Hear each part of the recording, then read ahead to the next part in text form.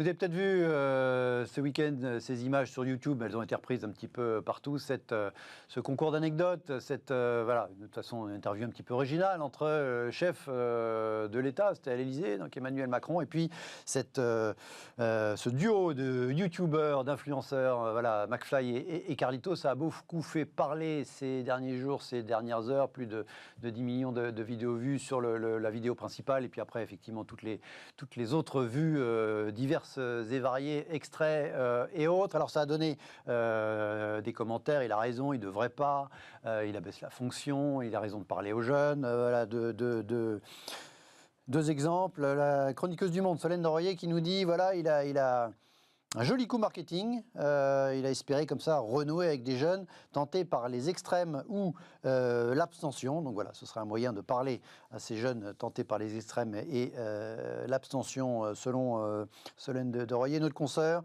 Julia Molcou, RTL, moi j'ai bien ri, je trouve Emmanuel Macron drôle et spontané face à McFly et Carlito, toujours aussi sympathique. N'allait même parler de Gaulle ou je ne sais qui, là on est plutôt chez Obama, qui lorsqu'il chantait ou dansait était adoré.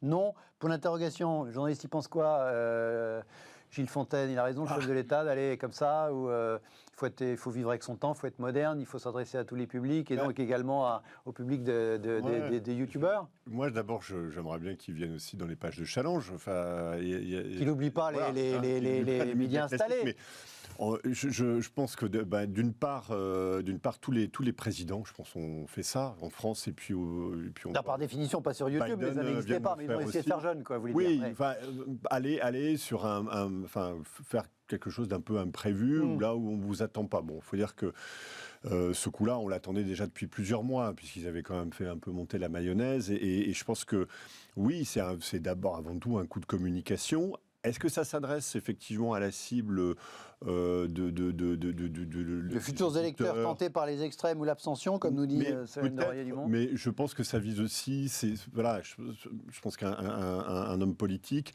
essaie de donner lui une image d'homme moderne, qui comprend les phénomènes, qui comprend des phénomènes sociaux, mais qui comprend aussi les nouveaux modes de communication. Et c'est cette image-là qu'il essaye de donner. Mitterrand fait la même chose. Donc vous dites, voilà, c'est le jeu, quoi. Voilà, Voilà, et c'est vrai que que quelque part, c'est vrai que quand on regarde la vidéo, c'est plutôt amusant, c'est décalé, et j'ai pas l'impression qu'il dévalorise la fonction. Au contraire, si le fait pour un président de la République d'aller d'essayer de se rapprocher, en tout cas de ses électeurs possibles, potentiels, ou ne serait-ce que de faire passer des messages, de communiquer, c'est son job. On reproche suffisamment aussi aux hommes politiques de déconnecter, de rester dans leur tour d'ivoire. Là, on est sur le média mainstream par excellence. Je doute un petit peu du chiffre, parce qu'on parle de 10 millions, mais il me semblait qu'ils avaient fixé la barre un peu plus haut au départ, et puis finalement... Non, c'était peut-être plus, je me suis peut-être trompé.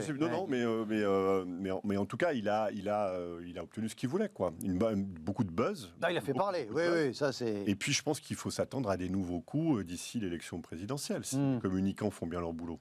Émeric, comment vous jugez cet exercice présidentiel d'un nouveau genre, mais encore une fois, il y en a eu... Déjà, j'ai trouvé que Emmanuel Macron était plutôt à l'aise, sympathique, et qu'il a en aucun cas dévalorisé la fonction. Il est resté dans son rôle de président, mais c'était plutôt sympa à regarder.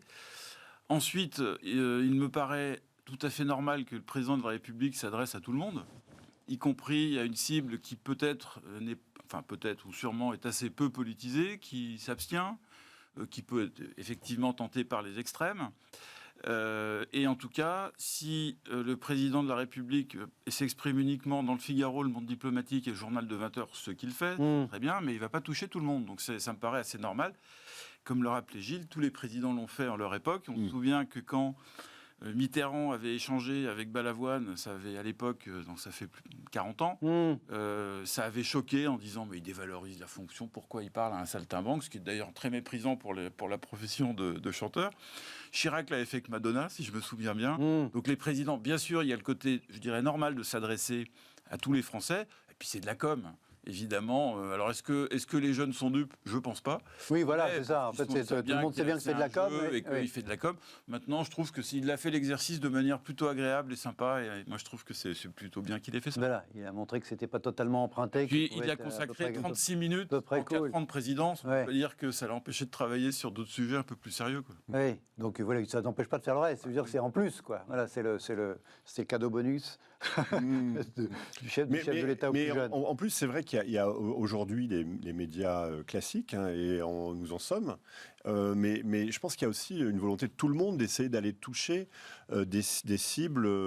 Ils ne sont pas touchés par les médias traditionnels, vous voulez dire. C'est peut-être pas qu'une question d'âge aussi. C'est parfois, alors on voit aujourd'hui beaucoup d'hommes politiques aussi sont partis, se ruent sur Twitch. Vous savez, c'est ce nouveau réseau social qui fait partie de c'est une des plateformes d'Amazon, qui est au départ une plateforme de gamers, donc de passionnés de jeux vidéo, et qui petit à petit se transforme en agora digital. Et alors, je ne sais pas si ça marche ou pas, ça marche plus ou moins bien. On a vu que François Hollande y est allé, et puis quelques autres. Jean Castex la semaine suivante chez Samuel Etienne, voilà. Qui a une émission sur Twitch. Qui fait une émission. Ça me paraît plutôt même... peut-être presque rassurant que les hommes politiques s'emparent aussi de ces médias-là et continuent à communiquer au-delà, encore une fois, des modes classiques qu'on peut observer, la presse écrite, le journal de 20 heures, etc. Il faut les deux, il faut se mettre au goût du jour. Allez, tout de suite, on va plus sérieusement, enfin, c'était sérieux aussi, c'est le chef de l'État, parler du Say on Climate.